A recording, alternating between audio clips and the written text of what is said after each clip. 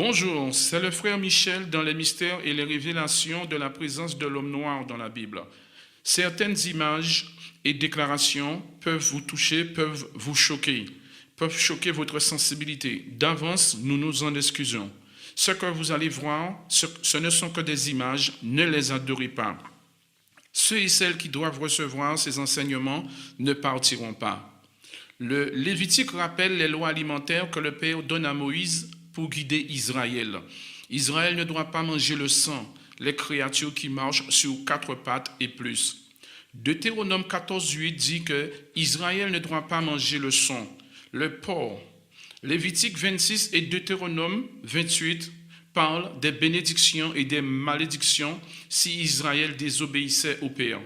Lévitique 26-29, le Père dit « Israël, je vous rendrai fécond ». Et Deutéronome 28-20, le Père dit « De même, si Israël désobéissait, il deviendra un petit nombre. Et ce serait une malédiction. Je vous ai fait sortir d'Égypte. » Les bénédictions, c'est si Israël écoute les lois du Père. Il réussira dans ses entreprises. Les malédictions, c'est quoi? On vous dit effectivement, Israël, ces noirs-là, sont cannibales. Ils sont méchants. Matthieu 19, 3 à 9, le Christ dit que les lois de Moïse existent toujours et que Moïse a dit cela car Israël a le cœur dur. 2 Rois 17, verset 34 dit que Israël continuait dans le péché et oubliait le Père créateur. Les religions arrivent avec le vaudou en créole haïtien. Cherchez les versets mot pour mot et vous verrez que l'esclavage des Noirs est le plus grand crime commis dans toute l'histoire de la création. Dans toute l'histoire de la création.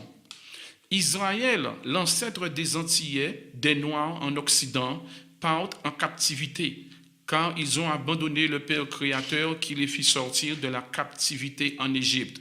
Juge 4.3, Israël est captif 20 ans. Juge 13.1, Israël est captif 40 ans chez les Philistins. Les Philistins, c'était des Noirs dans la Bible. Juge 6.1, Israël est captif 7 ans à Madian. Juge 10, 6-16, Israël est captif 18 ans. 1 Roi 8, 8 à 19 et 1 Samuel 12, versets 1 à 17, le Père rassemble Israël en Afrique au mont Carmel. Le mont Carmel, c'est en Afrique. 2 Chroniques 7, 21 à 22, le Père dit « Si l'on vous demande pourquoi j'ai agi ainsi avec Israël, l'ancêtre des Antillais, vous leur direz « J'ai libéré vos ancêtres de la captivité en Égypte, et eux, Israël, m'ont abandonné pour le vaudou en créole haïtien. » Je continue. Israël fut captif en Égypte. Lisez Exode 1, 13 à 14. Ésaïe 52, 3 à 5, Israël fut captif en Assyrie.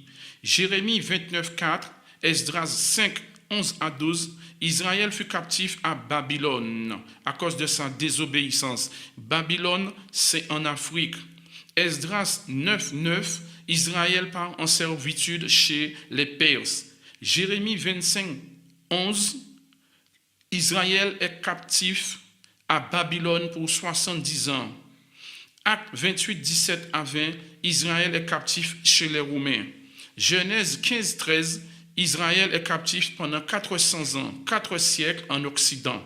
Et on vous demande d'oublier cela. Le mot slave vient des pays arabes. L'Afrique n'a pas connu ce nom, esclave. Genèse 15, 13, le Père montre au patriarche Abraham, le noir, le sumérien, comment ses descendants seraient maltraités pendant 400 ans. Abraham était effrayé, il a vu la scène des navires. Abraham était effrayé, il a vu les cris, il a entendu les cris, les pleurs, le bruit des chaînes. Deutéronome 28, 47 à 50, le Père dit « Parce que Israël s'est rebellé contre moi, Israël, tu serviras dans la faim, dans la nudité. » Le Père dit qu'il enverra une nation au visage farouche, rouge de colère. Le Père dit qu'il enverra une nation dont Israël ne comprendra pas la langue. Et puis, montrez-moi un autre peuple qui a connu les chaînes autour du cou, si ce n'est les Noirs. Et c'est Israël. Et quand les Occidentaux, les Blancs, ont attaqué l'Afrique, est-ce que les Africains comprenaient leur langue? Deutéronome 28, 64 à 68, le Père dit, Israël, tu seras dispersé parmi les peuples de la terre, et là tu serviras d'autres dieux. Israël, tu ne seras pas tranquille, ta vie sera en danger, tu ne seras pas sûr de ta vie. Et le Seigneur te ramènera sur des navires en Égypte. Et toi, Israël, tu te mettras en vente toi-même, mais il n'y aura plus personne pour vous acheter. Vous voyez, vous les Noirs, le Père dit, il n'y aura plus personne pour vous acheter. Et le problème avec vous les Noirs, c'est que vous adorez l'or, le bois, l'argent, les statues, les statuettes, les images. Faites attention.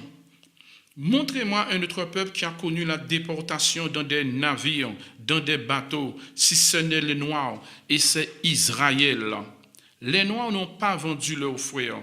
Pourquoi? Le Père dit dans Jérémie 9, 10 à 11, « Annoncez aux nations et les îles au loin, et dites, celui qui a dispersé Israël le rassemblera lui-même. » Et 2 Rois 17, 34, le Père dit qu'il rachètera Jacob, dont le nom fut changé en Israël. Israël, c'était tous des Noirs sortis des entrailles de Jacob. Est-ce que vous comprenez? La preuve que Israël a passé 80 ans de servitude en Égypte et non 400 ans. Acte 7 dit qu'un nouveau roi se lève sur l'Égypte et voyant Israël trop nombreux, les retiennent captifs. Et c'est en ce même temps que naît Moïse au début de l'esclavage. Moïse a vu l'esclavage de son peuple Israël. La fille de Pharaon élève Moïse. Elle n'a pas 100 ans. À 40 ans, Moïse s'enfuit à Madian. Verset 30 dit que Moïse a 40 ans quand un ange lui apparut pour aller sauver son peuple Israël en Égypte. Moïse a 80 ans. Deutéronome 37, 7, Moïse meurt à 120 ans.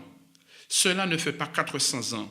Les 400 ans ne se sont pas produits en Égypte. Ce sont bien les Africains, descendants d'Israël, qui ont subi les 400 ans, 4 siècles.